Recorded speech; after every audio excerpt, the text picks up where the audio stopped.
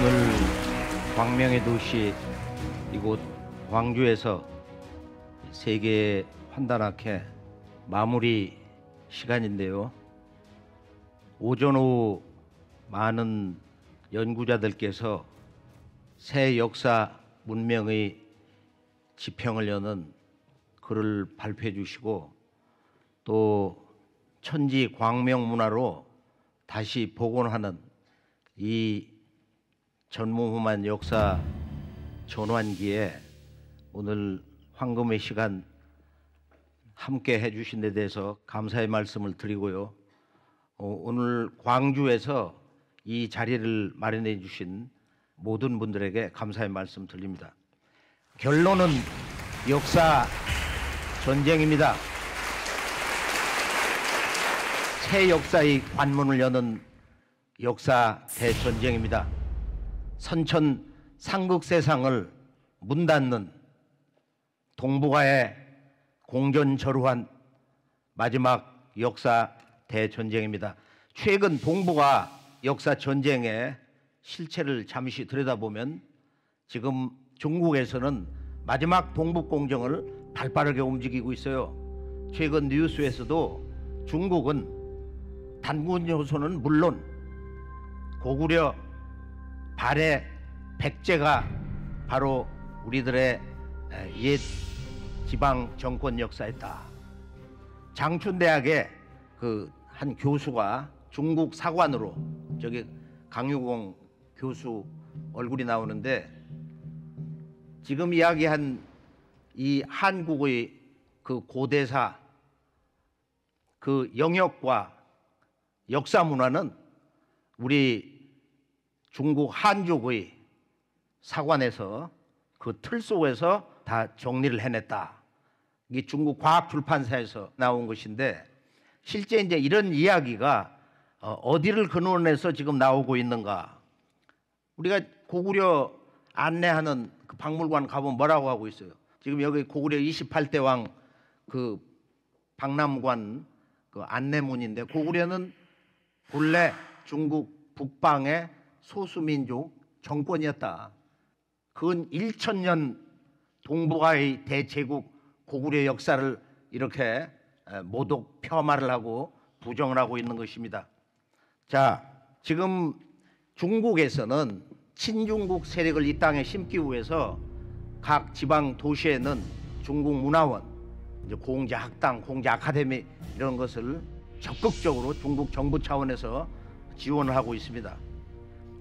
특히 이제 최근에 단군 조선을 완전히 지워라. 옛 조선은 일개 지방 군현에 불과했다. 사마천 사기는 물론이고 중국의 모든 역사 서적에서 단군 조선, 그 조선의 역사상을 완전히 무슨 자치를 지우든 말이야, 그렇게 지우고 있습니다.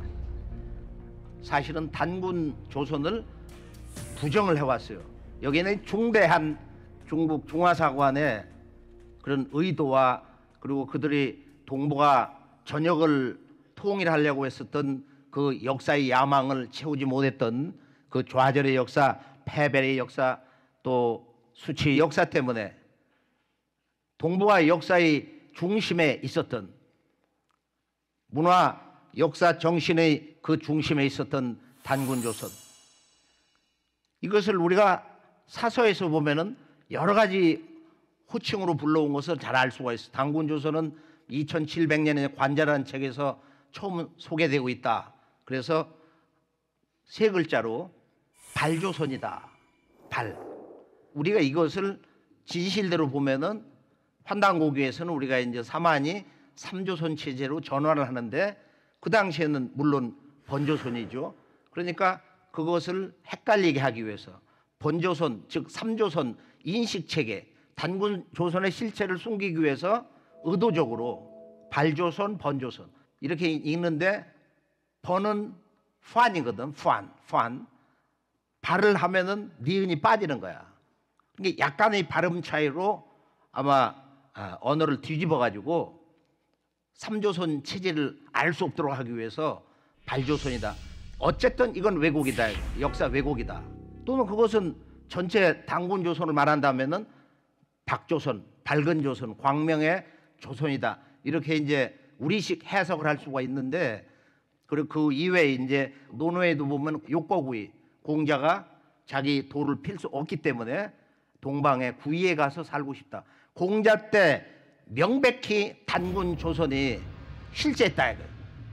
그 이외 여시춘추에 보면은 이해다, 아주 추악한 이름을 쓰고 있는 거예요. 또는 예맥, 산육, 뭐 동업, 또 청구, 이렇게 이제 여러 서적에서 이렇게 부르고 있는데, 이것은 어떤 의미가 있느냐 하면은 단군 조선은 변방의 야만족, 야만인의 나라다, 그런 의도가 담겨 있습니다. 또 최근 중국은 83년도 5화량 시원 역사 제천단 총묘단이 발굴된 그 문화 충격과 그 후유증이, 원래는 그 현장의 신비 왕국이다, 중국의 사설은 이것을 전혀 설명해 주지 못한다, 그 원주인, 동방의 원주인 한국인들이, 한국 정부와 모든 역사가들이, 문화인들이 침묵을 지키고 있었기 때문에 얼씨구 좋다고 세계 학계에 만리장성 북쪽에 있는 이 문화권은 이 중국 황하 문명과 분별되는 북방 문화다. 세계 학계 논문에 다 그렇게 기록이 돼 있어요.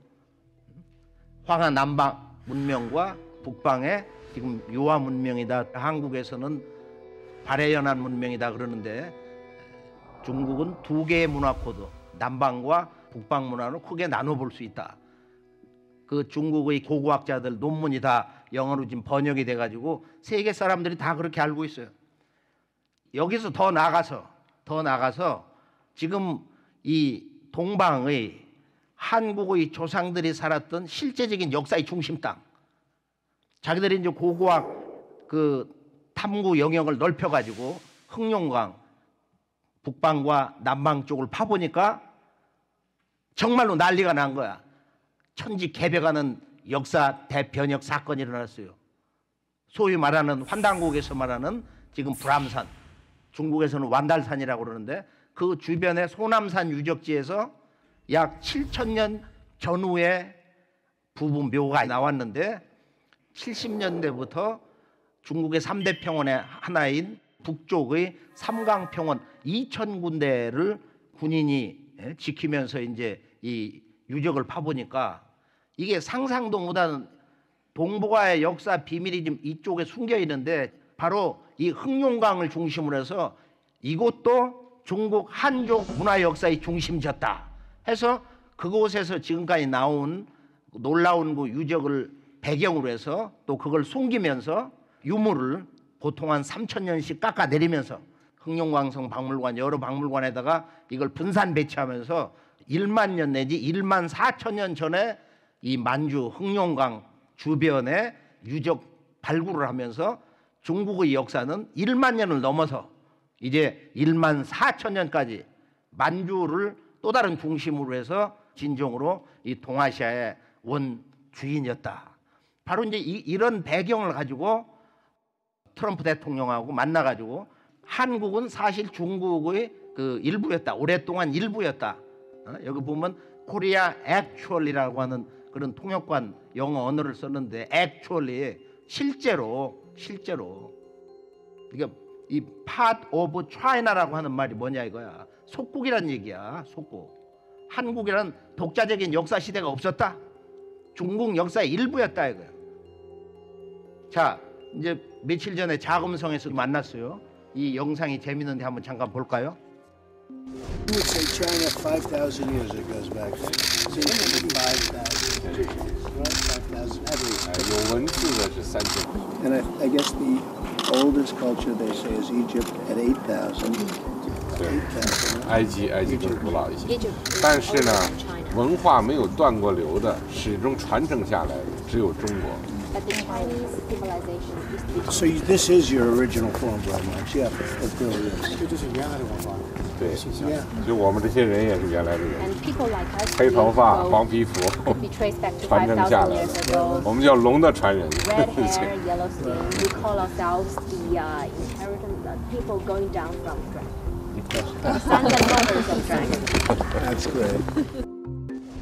이 중국은 문화가 끊어지지 않고 지속적인 단일 문명 체계로 이렇게 내려왔다. 우리는 머리색이 검고 황인종이다. 그리고 우리는 스스로를 용의 후손으로 부른다. 이제 이런 얘기를 하거든요. 대화를 보면은 이집트는 8,000년 역사인데 중국보다는 길지 않냐. 그러니까 이제 우리는 3,000년의 그 역사 기록을 가지고 있다. 사실은 중국 한족이 단일 체제로서의 그런 문화가 지속된 게 아니거든. 우리가 마지막 그 청나라 또 징기스칸의 원나라 또 그 이전에 선비족 계열의 수나라 당나라 뭐 쭉 올라가 보면은 중국이 소위 한족 문화 역사권으로서 자기 자체를 지킨 것이 몇 년이나 되냐 말이야. 실제로 중국의 역사는 최소 뭐 반 이상 3분의 이상이 이민족의 역사다. 최근에 이제 우리가 일본으로 고개를 돌려보면은 이 아베 총리는 문화 주권을 어떻게 행사하고 있느냐. 임나는 가야다. 그리고 일본이 한반도 남부를 수백 년 과거 식민지 사령탑 임나 일본부를 두고서 지배를 했다는 거예요.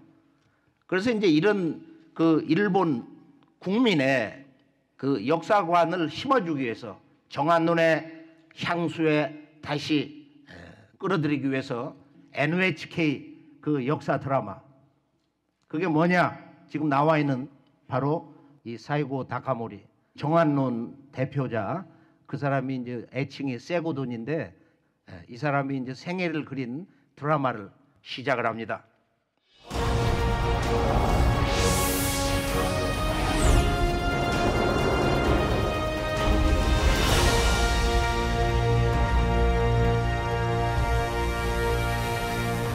오늘 우리 한국인의 이 역사 현주소는 어떤가? 이 상고사의 조상들을 송두리째 전면 부정한다. 관심조차 없어요. 한국과 배달 조선은 신화로 알고 있기 때문에 신화로 각인되어 있기 때문에 원래 없는 역사야. 우리들이 기억에 역사의 유전자에 사라졌다 해야 돼. 그래서 우리가 이제 이 앞으로 진정한 통일 역사 시대를 열기 위한 그 대전제가 뭐냐? 우리들이 생애에서 가장 소중하게 그 누구도 빠짐없이 이루어야 하는 이 시대의 역사 소명은 뭐냐 이거. 이 잃어버린 부정되고 있는 파괴된 우리들의 의식 속에 사라져 있는 한국인 조국의 역사 이 문화 원형 정신을 복원하는 것이 우리 모두의 이 시대의 가장 지구한 절대 사명이라는 것을 오늘 서두에 다시 한번 강조하고자 합니다.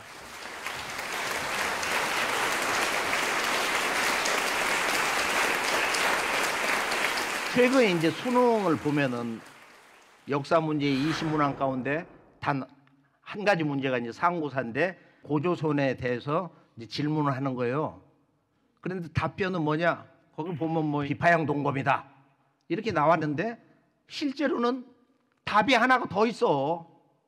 지금 그 문항에 있는 두 번째 고조선 시대 철제 갑옷을 살펴본다. 그런데 중국 역사관으로 보기 때문에 이게 부정되고 있는 거야. 이거 우리 역사의 진실인데 그건 한마디로 고조선 시대는 동아시아에서 뼈갑옷, 청동갑옷, 철갑옷을 제일 먼저 제작한 이 갑옷 문화의 원산지다. 이게 10년 전에 벌써 박선희 교수가 여기에 대한 그 책자를 써냈어요. 그런데 뭐가 나오면은 북방에서 내려온 거다. 중국에서 영향받았다. 이런 소리를 하기 때문에 지금 우리의 그 역사 문화의 그 진실이 초중고등학교 학생들의 역사 교육에도 이렇게 그 일종의 중화사관, 식민사학의 그 여독이 그대로 지속이 되고 있는 것입니다.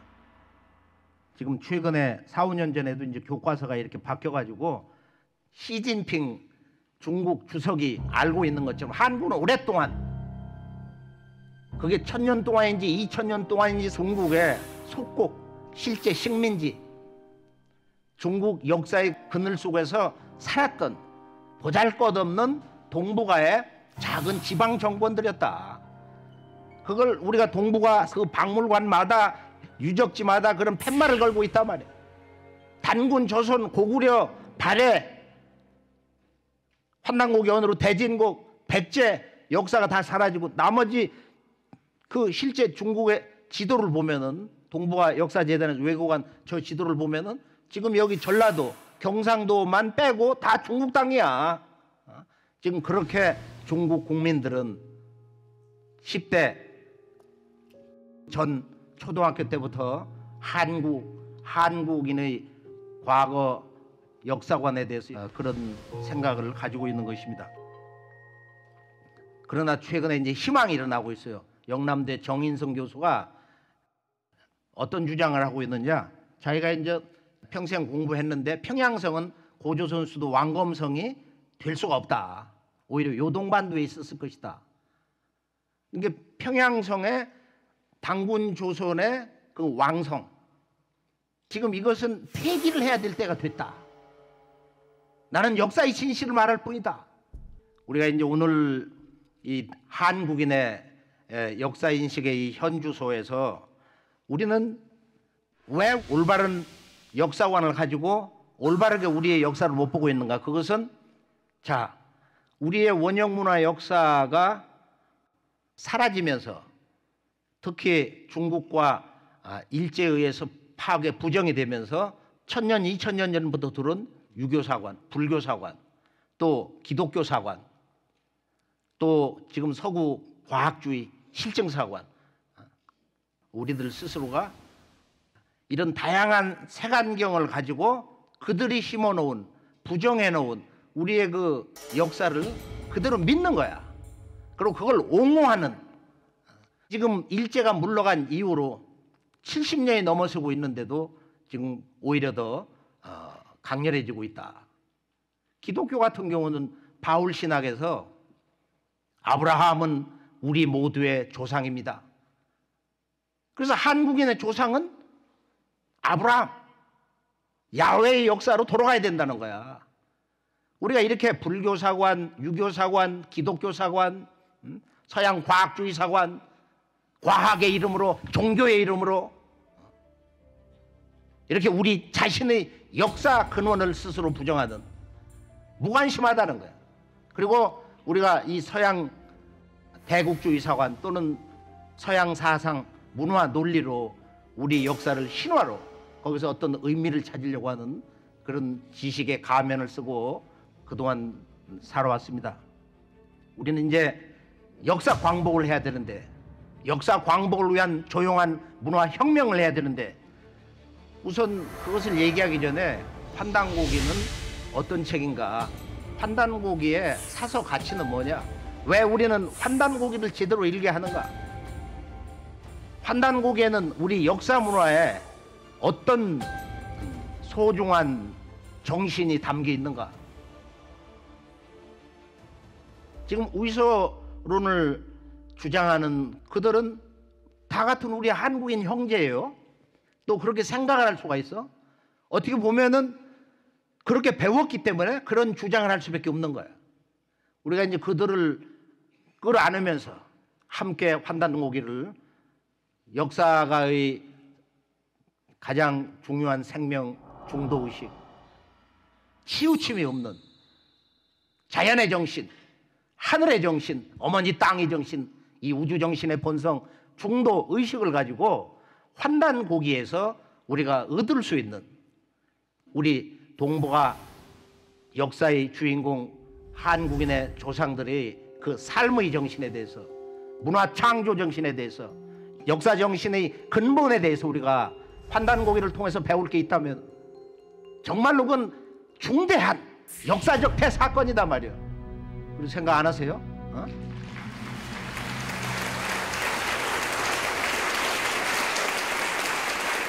그래서 환단고기는 다른 어떤 사서에서 볼 수 없는 불멸의 절대적 위상을 갖는 그 문화 역사의 내용을 전개해 주는데, 한마디로 무엇보다도 오늘이 우리 시대의 가장 소중한 절박한 근본적인 역사의식의 전환, 그것은 사관, 우리들의 본래 전통적인 그 원형 문화의 역사관을 전해주고 있다, 가르쳐주고 있다, 복원해주고 있다.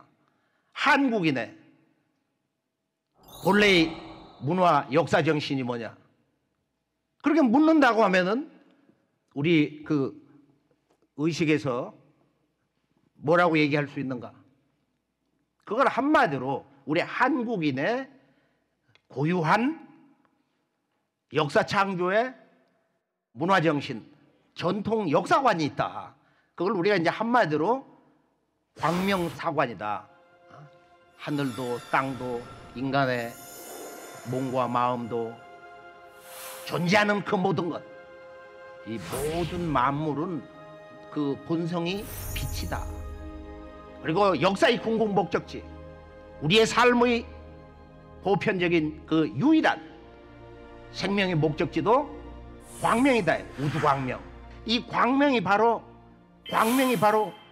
신의 존재, 그 신성을 드러내기 때문에 바로 이것이 광명사관인데, 우리가 그 전통 역사 문화 주제를 신교라고 그러는데, 동서고금의 인류 문화의 그 근원은 신의 가르침을 받아서 생활을 했다. 신과 하나가 될 수 있는 밝은 마음을 가지고 있었다. 신교인데, 여기서 말하는 신은 서교, 중동의 지금 유대교, 기독교처럼 유일신이 아니고 삼신이다. 세 가지 신성을 가지고 계신 신, 삼신인데, 이 광명사관이라는 것은 바로 이 삼신이 자기를 현상 우주에다가 이렇게 드러낸 거야. 그래서 이건 신이 우주를 창조한 것이 아니라, 하늘과 땅을 창조한 것이 아니라 신이 자기 스스로를 드러냈다. 신의 현현이다. 신의 출현이다. 이거. 하늘은 신이 아버지로서 나타났어. 어머니 땅은 신이 어머니로 나타난 거야. 인간은 천지 부모의 그 꿈과 이상을 완성하는 주인공으로서 아들과 딸로 태어났어. 이게 우리 한국의 조상들이 1만 년 전부터 우주와 나, 하늘과 나, 어머니 지구와 나, 모든 인간과 나, 얼마나 간단하며 근본적이며 그 누구도 이해하기 쉬운, 하늘과 땅과 인간은 이 삼신의 현현이다. 신 따로, 이 우주 따로, 인간 따로가 아니다 이거예요.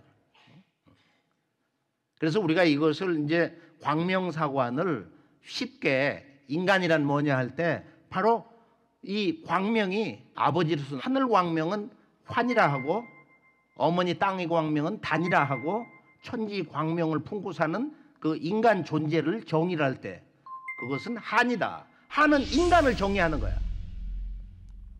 이 천지 우주의 생명을 받아가지고 이 우주의 꿈을 이루기 위해서 존재하는, 오늘 하루도 살아가는, 내일을 향해 가는 모든 인간은 한이다. 그래서 이게 대한인데, 큰 사람, 천지 부모도 더 큰 사람이 이제 대한인데, 그래서 우리 고유의 전통 역사관은 광명사관이면서 곧 대한사관이다. 그 대한사관의 근원은 바로 모든 인간과 천지 만물의 그 생명의 본성, 살아있는 삼신이시다. 그렇기 때문에 대한사관은 신교사관, 그것 삼신관이다. 이 우주신학을 근거로 해서 이 인간에 대한 정의를 하고 있습니다. 그래서 우리가 이제 환단곡이라는 책을 쉽게 도학적인 차원에서 구도자, 수행자로서, 기도자로서, 종교인으로서, 또는 정치인으로, 문학인으로, 예술가로, 과학자로 다양한 문화 영역에서 볼 때 그 누가 보든지 이 환단곡에서 말하는 인류의 원형 문화 정신이자 한국인의 정통 역사관, 문화 정신, 인간관, 신관, 우주관, 공이 한 글자다. 환단곡의 책 이름 그대로 발굴환이라는 거예요. 이 한 글자가 우주 진리의 핵심이라는 거예요. 우리 인생의 중심 주제라는 거예요. 삶의 목적이라는 거예요. 이게 정치의 목적이라는 거예요. 발굴환, 우주광명환, 우주광명환.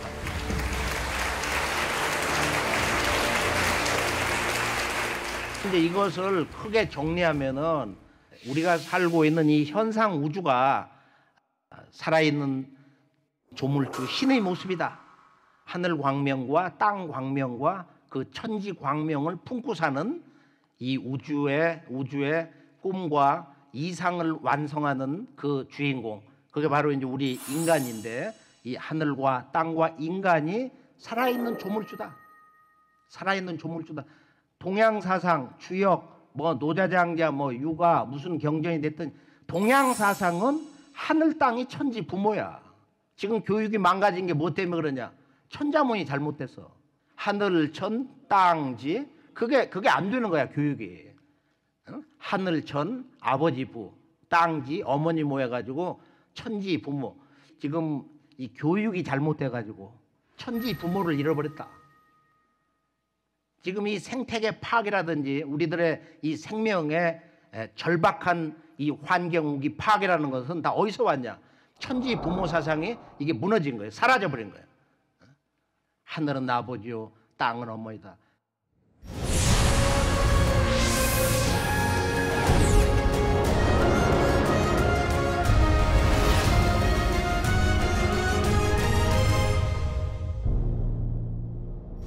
우리가 이제 오늘 이 문화정신, 역사정신에서 볼 때 잃어버린 이 인류의 원형 역사관, 문화정신, 한국인과 온 인류의 고유한 또 보편적인 이 역사관, 우주광명 역사관, 이 대한사관은 동북아의 한반도 살고 있는 한국인을 지칭하는 게 아니라 본래 보편적인 인간에 대한 우주 진리 정의다.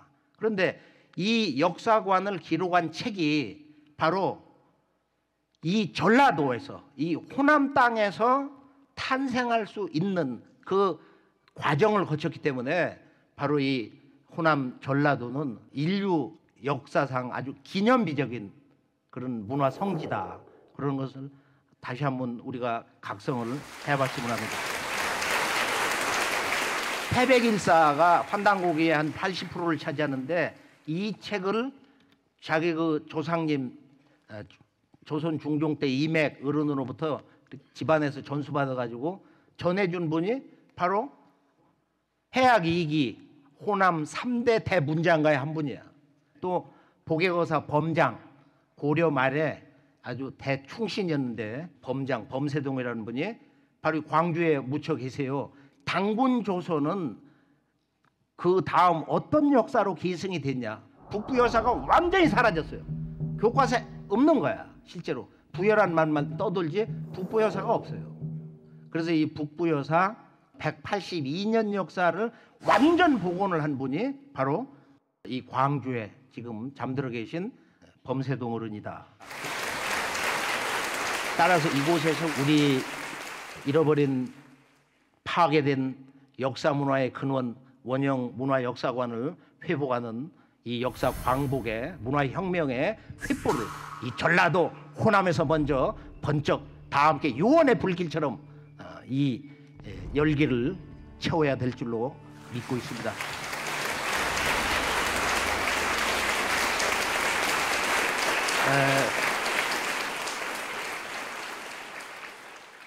지금 이게 문화혁명의 아주 매우 중대한 이벤트라고 보는데 제가 지금 준비한 게 이렇게 뭐 책 한 권 분량이야. 그러니까 한번 오늘 우리가 조금 시간이 걸려도 좀 행복한 고민을 하면서 환단고기에서 전체적으로 그려지고 있는 우리 역사 문화의 참모습이 뭐냐, 이걸 한번 쉽게 가급적이면은 지금 원전의 성실해서 누구도 알기 쉬운 방식으로 그 자료를 가지고 한번 정리를 해봐야 되겠다. 자, 오늘 말씀을 이제 세 가지로 준비를 했습니다. 첫째는 이제 이 환단고기 편찬 과정, 그다음에 둘째는 환단고기의 독보적 가치와 그 역사 진실이 뭐냐, 그다음 환단고기의 고유한 역사 문화 정신에 대해서인데 본론으로 들어가 보면은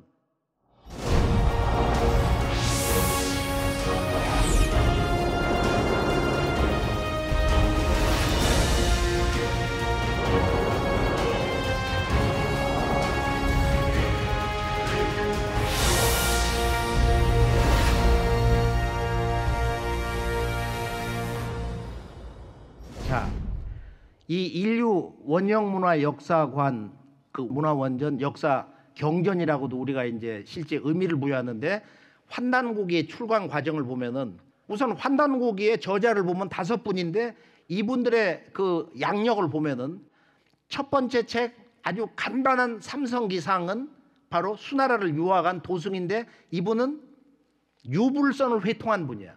삼성기상을 읽을 때 왜 즐겁냐? 오한건국이 최고라 유일신이 제400역 천하사 오한건국이라고 해놓고 자 인간에 대한 진리 정의를 해놓고 우리들의 삶의 목적은 행복한 나라 광명의 나라를 건국하는 것이다. 건국을 우리들의 삶의 근본 주제로 선언을 하는 거야. 재밌는 건 뭐냐? 그 광명의 나라 환국은 어디서 왔냐? 그 환국의 국가 건설과 경영과 국가 존립의 영원한 목적은 뭐냐? 이 유일신이라는 거야. 서양의 오직 유자가 아니야. 있을 유자야. 유일신이 제400역 지천하사 신이 광명의 우주 하늘에 계셨다는 거야. 그 단락을 이렇게 읽어보면 그 한 단락에 유불선이 그냥 회통이 아니고 도통한 그 신법경께서 얘기하고 있다.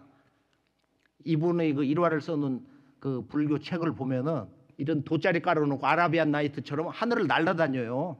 자, 원동중이라는 분은 우리가 잘 알고 있는 세종의 아버지, 조선 왕조를 건국한 태종 이방원의 스승이야. 국가를 위해서 봉사를 해주시오. 너하고 얘기 안 한다고 보따리 싸가지고 자리를 옮겼어. 이렇게 올곧은 선비정신의 대명사. 이분이 삼성기 하를 썼어요. 배달국 환웅초랑 18분의 족보가 나와. 이건 놀라운 사건이에요. 그건 누가 조작을 할 수가 없는 거예요. 그리고 우리가 이제 이 행촌이암 고려 말 6 임금을 섬기신 수상을 했던 분, 이분의 집안이 아주 쟁쟁한 거예요. 여기 보면은 이분의 아우는 누구예요? 바로 삼성기 하승 태종의 스승인 원천석, 이 원동중, 바로 그분의 스승이야. 손자는 태종 이방원 아들 세종대왕의 스승이야. 그 이상의 지성이 어딨냐? 태양과 같은 지성으로 만인지상 1인지하에 6 임금을 섬긴 행촌이암, 천하의 대문장과 천하의 명필 원나라 황제가 감탄을 했던 역사적 인물을, 이런 역사적 인물들을 우리가 생각을 해보지 않고 환단고기는 우위서 조작된 책이다. 이건 이런 역사적 인물들을 모독하는 것입니다.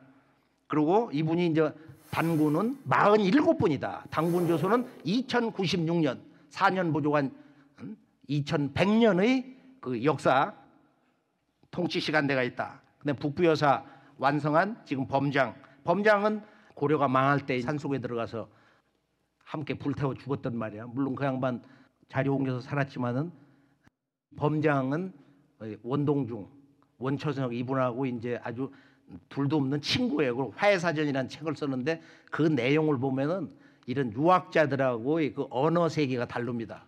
그러니까 뭐 화해사전을 번역된 것도 있고 하니까 한번 보세요. 그다음에 환단고기에서 이제 태백일사 8책을 써서 우리가 이제 우주의 창세기, 삼신오제 본기, 환국에 대해서 따로 쓴 거야. 또 배달국에서 신시봉기로 따로 쓴 거야. 그다음에 단군은 사만으로 나눠 다스렸다. 사만 관경목이라고 이런 별책이 따로 있는 거예요. 그다음에 이제 이 소도경전이라고 그래서 우리의 전통적인 신전, 한국인의 본래의 그 신전에서 어떤 교육을 했냐, 어떻게 천재를 올렸냐, 이게 소도경전 본원이거든. 우리들의 본래 인류 역사 문화의 그 원형을 창조한 한국인 조상들의 본래 그 경전, 국민교육 경전, 그 3대 경전에 대해서 이제 정리를 한 게 있단 말이야. 그러고 나서 이제 우리가 고구려, 그다음에 후고구려, 발해라고 하지만은 그건 식민사학이나 중화사관의 이제 그런 언어인데 대진국 그리고 이제 고려. 그러니까 우리 역사의 그 우리 역사의 이제 대의를 이렇게 이제 바로잡아 주는데, 지금 우리가 위서론에서 보면 환단고기는 그 원래 그 원전이라는 거 초간본도 없고 79년도에 이제 교정본이 마무리돼 가지고 그 뒤에 이렇게 나온 것이다. 이유립이라고 하는 그 한 인물의 창작품이다. 그리고 다 대부분은 조작된 거다. 그래서 이거 이제 마녀 사냥으로 이것은 금서고 말의 죽음의 책이다. 지금 이렇게 되어 있는데 환단고기는 어느 날 갑자기 이 책 한 권이 세상에서 뚝 떨어진 게 아니고 환단고기가 초간본이 이조 왕조가 패망한 그 다음에 1911년에 신내년에 30권 초간본이 나왔는데 이미 13년 전에 서력으로 1898년에 단군세기가 간행이 됐어요. 그 다음에 1899년 광무 3년에 바로 이 태백일사 환단고기의 80%를 차지하는 태백일사가 간행이 됐습니다. 이때 천보경 요해라고 하는 계현수 선생의 책도 이제 간행이 됐는데 그리고 1909년에 책을 가지고 공부를 했던 해학이익이 그 제자 계현수 선생 이런 분들이 모여가지고 단학회를 조직을 했어요. 단학회. 이 단학회를 알아야 위서론에 대해서 시비를 우리가 바르게 이해를 할 수 있게 됩니다. 1909년에 단학회가 조직돼 가지고 마리산 참성단에 가서 삼신 하느님께 이제 직접 신고를 드린 거야. 그리고 나서 2년 뒤에 초간본 30권이 나왔고 10년 뒤에 이 계현수 선생이 가명극이라고 하는 조선인 그 밀정에게 이제 잡혀가지고 일본 헌병대에서 아주 무참하게 온 뼈마디가 다 부러지고 눈알이 빠지고 마침내 그 저항이 끊어지지 않으니까 일본 헌병들 대칼로 말이야 사지를 잘라가지고 압록강에다가 수장을 시켰습니다. 자 이제 이런 그 비극을 14세 소년 때 직접 현장에서 본 단해 이관집 그 아버지와 더불어서 환단고기를 바로 만주 관전연 배달 의숙 학당에서 공부를 했던 그 소년이 이제 이 환단고기 한 권을 가지고 남쪽으로 탈출하게 됩니다. 이분의 그 연보 우리가 이제 이유립 선생이 1907년에 이제 태어났는데 원래 3살 때 이제 그 어머니 백씨한테 천자문을 배웠다. 환단고기에 나올 때는 5세였습니다. 이제 아버지가 이제 6세 때 계현수 선생하고 그 이 광개토 대왕 여기서는 광개토 성능이라고 그랬는데 거기를 2차 이렇게 참배를 했어요. 이제 8세 때 1914년에 자기 아버지께서 이 천보경 직해라고 하는 책을 이렇게 쓰셨어요. 그리고 몇 년 뒤에 이제 책이 나오는데 자 이분이 이제 13세 때 만주로 이제 옮겨가지고 여기서 이제 배달의식 학당에서 아버지 따라서 역사 강론을 들어요. 환단고기를 배워 13세 때부터 환단고기를 암송하는 거야. 이 의식이 참 중요해요. 그리고 이제 14세 때 1920년에 조선 소년 독립단에 들어가서 단장이 되고 그리고 평안북도에 있는 천마산인데 소년 통신원이 돼가지고 그 암기술이 기술적으로 발달한 것은 통신원 역할을 했기 때문에 책 20권, 30권, 50권 쭉 얘기하면 그걸 다 외운다는 거야. 그거 한번 증언 들어보죠. 옛날에 계현수 선생이라든가 이기 선생님이라든가 이런 분들이 자기에게 얘기해 줬던 그걸 기억을 해가지고 40권 쪽지를 적어주더라고. 그래 이제 갔더니만 사설하는 분이 지금까지 아무도 보려고 한 사람이 없었는데 이걸 보고자 하는 사람이 도대체 누구냐. 그래가지고 이제 그걸 복사를 다 해왔어요. 저 라면 박스에 한 2박스가 넘어 됐어요. 도대체 선생님 이거 어떻게 다 기억을 하셨습니까? 독립군들하고 독립군들 사이에 메시지 편지 같은 거 전달하면 이제 헌병단에서 다 뺏기잖아요. 그렇죠. 외워가지고 이제 전달하는 거야. 그게 그 역할을 했던 게 이제 대한독립소년단이라는. 그래서 거기에 이제 단장까지 하셨어요. 그러면서 이제 자기는 거기 외우는 게 이렇게 숙달이 됐다. 그때부터 훈련된 거야. 그러니까 이제 외우는 게. 그리고 24세 때 나라가 망하면서 이제 금식으로 세상을 떠난 해학 이기 선생이 신교육을 배워야 된다. 그렇게 해가지고 이제 그 36 전제라고 하는 여기 보면은 이제 그 364를 조직해가지고 위원장이 되기도 하고 29세 때 삭주의 유교 청년회 그런 책임자도 하고 32세 때는 동아일보 삭주지국의 책임자도 하고 1941년 해방 4년 전에 늦은 나이 35세에 신메녀 여사와 결혼을 하게 됩니다. 그리고 해방되기 1년 전에 신시 개천경을 발표를 하는데, 신시 개천경은 왜 중요하냐면은, 이건 나중에 이제 남한에 내려와서 찍었어요. 이 책은 우리 역사의 원형은 어디 있는 거냐, 지금 우리들이 가지고 있는 일반 역사서에서. 그건 이제 삼국유사의 고조선조인데, 삼국유사 고조선조를 이분은 어떻게 이해하고 있냐 이거야. 이것을 이해를 해야 이제 이분이 환단곡이라는 책을 어떤 마음으로 가슴에 끌어안고 있는가, 그 우위소론에 대해서 매우 아주 중대한 그 사실 인식을 하는데 하나의 표준이 되기 때문에 이 신시개청의 내용은 조금 이따 보여드리겠어요. 그리고 이제 해방이 되면서 이분이 이제 그 천마산에서 8.15 해방 봉고제를 지내고, 그리고 단학회 기관지 태극이라고 하는 잡지를 이제 발행하면서 주관으로 일을 합니다.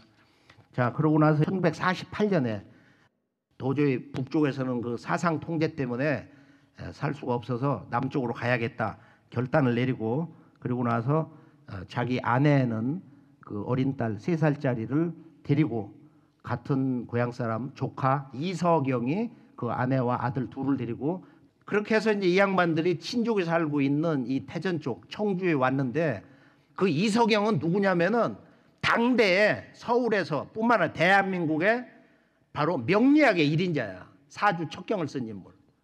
아주 너무도 유명한 거야, 이 사람은.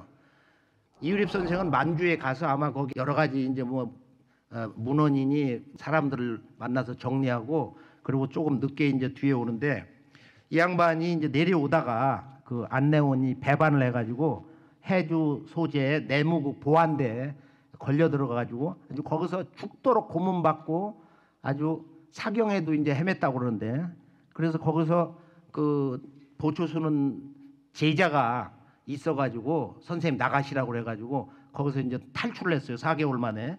그 전에 대동보 고성이시 족보를 찍느라고 이 양반이 해방 전에도 이 대전 지역으로 여러 번 왔었다는 거야. 그래서 이제 대전 근교에 신족이 있는데, 그분이 이제 대전에서 그 인쇄업을 하던 분이에요. 유명한 이문사 사장인데, 제가 이제 이분 그 가게에서 옛날 인쇄물을 30년 전에 여러 번 찍었기 때문에 잘 알고 있어요. 그래서 계룡산 신도안에서 좀 머물다가 이제 청주에서 가족을 찾아 겨울을 보내고 대전으로 옵니다. 그래서 49년도부터는 76년도에 서울로 가기 전에 이분이 근 30년을 대전에서 사셨다고. 그래서 우리 집이 그분이 살던 그 은행동하고 이렇게 멀지 않은 곳인데, 제가 10대 때 보면은 그분이 가리방으로 긁어서 학생들을 가르쳤던 그 책자가 우리 집에 여러 권 돌아다녔어요. 그래서 이제 이 1949년도부터 이렇게 대전에서 이렇게 살면서, 거기서 가장 먼저 한 일이 뭐냐면 3월 16일 날 강화도 참성단 가가지고 천재를 올린 거야.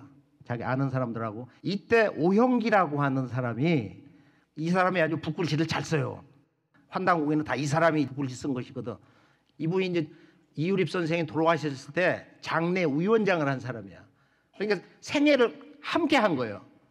그래서 이 양반이 환단곡이 그 정서를 이유립 선생님하고 이제 대화해서 허락을 받아가지고 이것을 3월 16일 날 그날부터 시작을 해가지고 5월 종료를 했다는 거야. 이게 이제 오영기 정서본인데, 그러고 나서 정착지가 이제 대전 은행동 1층에서 살림하고 2층에 작은 다락방이 있어. 지금도 그 집이 그대로 보존되고 있는데요. 그 작은 다락방에다 이제 이렇게 책을 놓고 한쪽에다가 그 제자들 10대 소년들 고등학생들이 오면 그거 서너 명 갱신이 앉거든, 쪼여가지고. 그때 이제 공부를 했던 젊은이들 가운데 지금 나이가 이제 다 그 양반들이 60, 70이 됐는데, 그분들을 내가 불러가지고 이분 이제 수석 제자인데, 양종에는 명문 대전고등학교를 다녔는데 66년도에 친구들하고 가서 이제 그 문화에서 이렇게 배웠는데, 이분 어머니가 이유립 선생의 아내하고 시장에서 같이 옆에서 앉아서 장사를 했어. 그래서 내 아들이 이렇게 똑똑한 놈이 있다 하니까 이유립 선생이 아내 얘기를 듣고 집에도 찾아갔다는 거야. 나한테 역사를 가르쳐주기 위해서 우리 선생님이 집에도 오셨다. 그러고 야 종현아, 너 식민사학 배우지 말고 나한테 직접 우리 역사 진술을 배워라. 그래서 학교를 그만뒀어요, 이 양반이. 이 양종현과 몇 사람들을 내가 한번 직접 만나가지고 얘기도 이렇게 듣고 그랬는데 그분 그 아내 되는 분이 지금 살아계시고 그 따님도 어머니를 모시고 있는데 한 번 이제 물어봤어요. 환단곡이라고 하는 책을 실제 이름을 들어봤냐? 그러니까 저 이제 따님은 자기는 10대 때 들었다. 그리고 언제냐면은 대개 그게 여고 한 2학년 때 들어본 것 같다. 아버지한테 환단곡이라는 책을 들은 기억이 있다고. 보니까 63년 4년 그때야. 그리고 2년 뒤에 양종현 선생이 이제 문화에 들어가서 이제 책을 직접 보면서 배웠다는 거야. 그 환단곡의 원전을. 환단곡에는 원전이 원래 없는 거다. 환단곡에는 79년도에 교정본이 끝나가지고 그 다음 뭐 80년도에 초에 나온 거다. 그래서 사료 가치가 없다. 이렇게 낙인을 찍어가지고 대한민국 대학교 역사과 사학과 학생들 물어보면은 그 책은 절대 봐서는 안 되는 책. 봐야 백해무익한 책. 전혀 관심이 없어요. 환단고기는 뭐 여러 가지 얘기가 있거든. 환단고기가 아니고 원래 그 양반이 남한에서 70년대 전후에 자기 저서에다 쓸 때는 환단휘기라고 했다. 환단휘기. 환단휘기는 내가 여기 2권이나 가지고 있는데 여기 보면은 양종현 선생도 나한테 이걸 한 권을 기증한 게 있고 이게 환단휘기야. 이것은 4권의 다른 책을 여기다 주석을 붙여 해석을 한 건데 그래서 이제 양종현 선생한테 이제 여러 번 물어 10번도 묻고 뭐 그건 10년 동안도 물어봐. 제가 답사할 때는 어떤 주제든지 10번 이상을 물어서 거기에서 진실이 느껴질 때 제가 그걸 사실로 이렇게 인용을 하거든요. 그걸 물어보면 이 양반이 뭐라고 하냐 한번 보죠. 뭐라고 하는가. 1966년도에 고등학교 1학년 때죠. 그때 선생님 처음 만나 뵀습니다. 한화도 선생님 사모님과 실명희 여사님과 제 어머니는 그 목축시장에 가서 장사를 하시는 분이라 잘 알고 계셨습니다. 그래가지고 한 번은 선생님께서 저를 만나보고 싶다고 청해가지고 제가 선생님을 만나 뵀습니다. 선생님 댁은 목축시장에 있는 1, 2층 격산 가옥이었는데 지금도 그 집이 남아 있습니다. 현재도. 그 집의 1층은 3평 정도 되는데 2층은 선생님이 서재를 쓰고 그 서재 이름이 하남당이었습니다. 1층에서 선생님 앞에 앉으시고 처음에는 저 혼자 공부하다가 나중에는 이제 제가 선생님 말씀 배우는 게 아주 유익하고 좋아서 주위 친구들을 모아가지고 11명이 같이 공부하게 됐습니다. 모임 이름은 회일광자였습니다.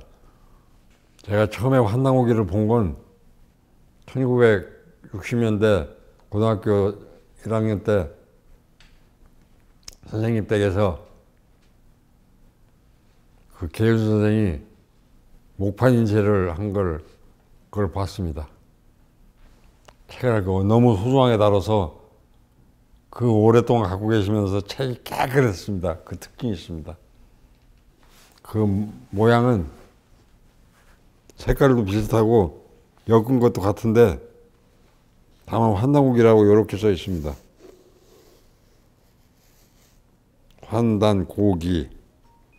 당시 선생님께서는 책을 엮은 끈이 떨어져 가지고 그걸 하려고 애쓰시는 걸 보고서 제가 해드리겠습니다 하고서 그 책을 엮어드렸더니 선생님께서 매우 흡족해 하시면서 아주 좋아하셨습니다.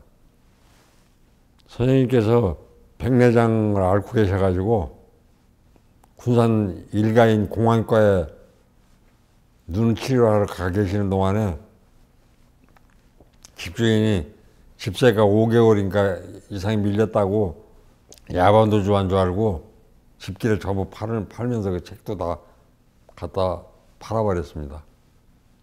그 판 속에 환단고기가 들어있어가지고 선생님이 낙담하시는 그 모습을 옆에서 지켜보기가 민망할 정도였습니다.